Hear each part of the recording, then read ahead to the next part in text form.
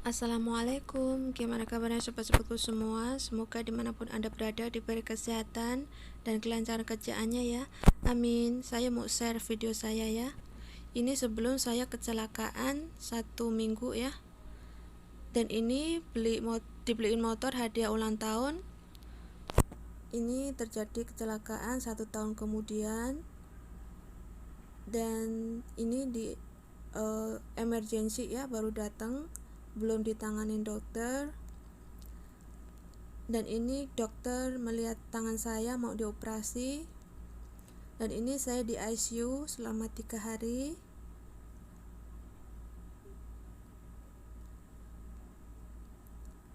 Nah, ini sudah kembali ke ruang biasa ya. Dan ini hidung saya habis operasi, tangan saya habis operasi, bahu saya habis operasi. Nah, ini sebelum dioperasi ya, ini baru dijahit biasa dari emergency. Ini setelah dioperasi.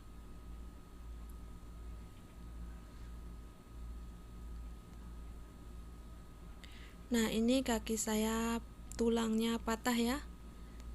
Dan patahnya itu membelah gitu loh. Ini habis dioperasi, dan ini setelah 3 bulan kemudian lebih membaik. Dan tangan saya sebelum operasi, dan ini setelah dioperasi, dalamnya dikasih pen ya. Dan ini pundak saya sebelum operasi, dan ini setelah dioperasi dikasih pen juga. Nah, ini dokter datang mengecek ya. Dan saya dibawa suami saya jalan-jalan ke sekitar rumah sakit biar nggak boring di kamar terus ya. Nah, ini olahraga disuruh ngangkat walaupun berat ya tangannya. Nah, suami saya menemani saya. Ini dokter datang mengecek lagi. Setiap hari dokter datang ya untuk mengecek dan mengasih semangat dan kasih saya olahraga ya. Dan ini dokter terapi ya.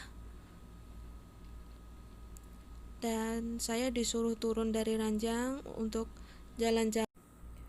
Walaupun sakit kakinya, biar nggak kaku ya nanti otot-ototnya. Dan ini saya dibawa ke salonnya. Dan ini saya duduk di ruang TV di rumah sakit ya. Dan ini saya ulang tahun yang ke-44. Ini saya dibawa yang menjaga saya ke taman dan ditemanin dengan suami. Ini setelah 1 tahun kemudian saya baru jalan-jalan keluar dengan pakai kursi roda. Ini motor saya nggak begitu parah ya, tapi orangnya yang agak parah. Tapi alhamdulillah sudah normal kembali, walaupun belum 100% seperti semula, tetapi saya sudah bisa beraktivitas kembali, alhamdulillah. Waktu parah-parahnya 3 bulan saya nggak boleh turun dari ranjang. Semua aktivitas saya lakukan di ranjang ya. Dan setelah 3 bulan dokter suruh saya kembali ke cek ke dokter. Jadi saya ke dokter saya tanya, dokter udah boleh jalan belum? Katanya belum boleh. Dan setelah 3 bulan itu saya dibolehkan turun ranjang, tapi kemana-mana harus menggunakan kursi roda. Jadi mandi pun saya menggunakan kursi ya, tetap ada orang yang menjaga saya. Nah, setelah 6 bulan saya balik lagi ke dokter, dan dokter bilang saya sudah boleh jalan, dan dokter bilang harus pakai tongkat. Alhamdulillah saya sudah boleh jalan. Dengan pelan-pelan saya belajar berjalan, dan saya benar-benar excited kalau saya boleh jalan, saya pulang ke Indo. Dan benar-benar itu saya minta restu ya sama suami dan dokternya boleh mengizinkan saya pulang Indo. Dan dalam keadaan saya bawa tongkat, saya pulang ke Indo ya. Nah, setelah itu genap 1 tahun lebih saya pulang Indo ya.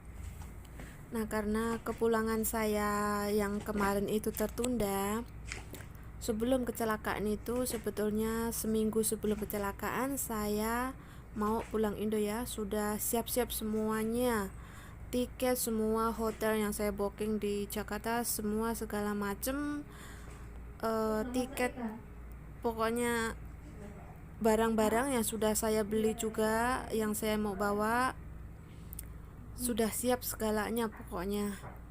Nah, disitulah cobaan saya. Dengan itu saya bersabar, saya pulang tertunda 1 tahun kemudian. Waktu itu saya mau pulang lebaran haji ya, dan di sana saya sudah siapkan juga kambing untuk berkurban. Dan di waktu itu pas korban, saya di sini pas operasi saya yang pertama kali pas kecelakaan itu ya, itu sekitar 16 jam ya operasinya, operasi besar itu karena ada 3 tempat yang patah. Seminggu kemudian baru operasi muka saya ya. Di waktu operasi yang pertama itu pas di Idul Adha ya, hari korban. Pas di hari korban saya rencananya pulang itu mau berkorban dengan suami saya dan anak saya, keluarga saya, tapi Allah kehendak lain dan saya tetap bersabar. Dapat cobaan, saya tetap bersabar dan tawakal. Semua ada hikmahnya ya. Ironisnya pas di hari operasi saya itu di Indo, pas motong kambing yang saya korbankan itu, dan di sini saya pas di operasi yang pertama itu ya, dibelah-belah daging saya yang di sini, yang di Indo motong daging korbannya. Astagfirullahaladzim. Hanya kehendakmu, kita semua tidak tahu apa yang terjadi. Saya hanya bisa membaca sholawat dan sholawat dan sholawat, karena waktu itu badan saya masih dalam haid ya, jadi saya nggak boleh mandi dalam 3 bulan ya. Jadi saya hanya membaca sholawat dan sholawat dan sholawat. Itu membuat kekuatan saya dan semua keluarga saya dan suami saya selalu mendampingi saya, dan support teman-teman membuat saya bangkit kembali. Dan yang terutama itu anak saya yang membuat saya bangkit kembali ya. Alhamdulillah, Alhamdulillah, Alhamdulillah, saya bisa tegar dan kuat, dan sampai sekarang ini saya bisa normal kembali. Alhamdulillah.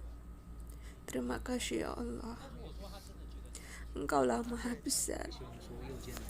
Singkat cerita, 1 tahun kemudian kami minta izin ke dokter dan dokter mengizinkan kami pulang. Dan saya bersama suami pulang ke Indo 那个丽娜，你来做看看。 dengan 等一下， membawa tongkat ya, harus 是 membawa tongkat, dokter bilang.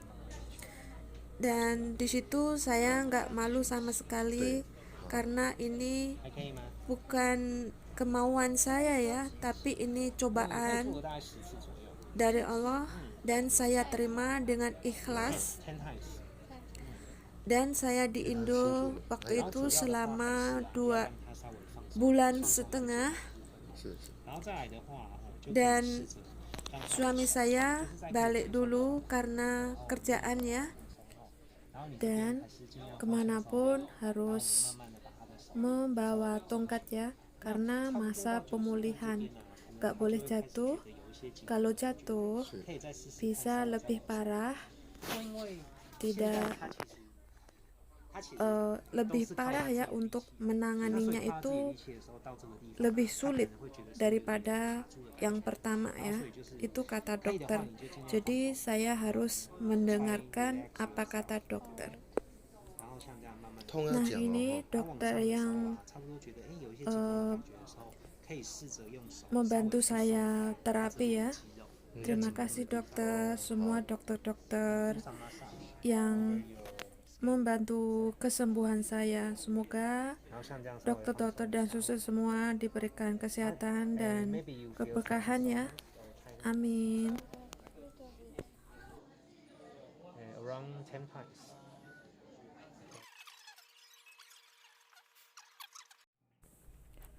Nah ini setelah 1 tahun kemudian saya sudah bisa berjalan dan saya pergi terapi ya. Dan ini terapinya pakai mesin. Mesin ini kalau ditempelkan ke badan seperti kesetrum gitu ya, jadi druk itu ya. Tapi ini nggak sakit, untuk membantu biar otot-otot kita tuh lemas ya, bisa pulih kembali gitu ya. Nah di sini pas kronologinya pas saya kecelakaan ya. Di sini nih ada lampu merah. Seharusnya lampu merah kan berhenti. Kalau yang hijau, memanah hijau itu belum ada panahnya, mobil nggak boleh belok. Tetapi orang itu yang melanggar lampu merah, dia membelok ke kiri ya. Saya yang berarah lawanan, yang dari arah kanan, saya lampu hijau, jadi saya tetap berjalan. Nah coba perhatikan nanti ya, ini yang lampu hijau ya. Nah itu ada mobil yang melanggar lampu merah tuh. Nah tuh pada melanggar ya. Itulah kayak begitulah contohnya. Nah kayak begini kan seharusnya saya jalan dan dia berhenti untuk menunggu panah yang ke kiri, tapi dianya nggak mau menunggu. Nah ini yang patuh dengan rambu-rambu lalu lintas, dengan sabar menunggu agar nggak membahayakan satu sama lain ya. Menunggu panah yang ke arah kiri. Nah sekarang sudah ke arah kiri, boleh berjalan ya. Kita pengguna jalan raya dan harus perhatikan rambu-rambu lalu lintas agar tidak jadi kecelakaan dan membahayakan satu sama lain ya. Oke, thank you for watching. Terima kasih yang sudah mendengarkan curhatnya Wang Fu hari ini, sudah menemani. Terima kasih. Semoga dimanapun Anda berada diberi kesehatan dan kelancaran kerjaannya ya. Amin amin amin. Pesan saya, hati-hati di jalan, perhatikan rambu-rambu lalu lintas agar kita selamat di jalan dan tidak membahayakan satu sama lain. Terima kasih dan saya akhiri. Wassalamualaikum. Love you all.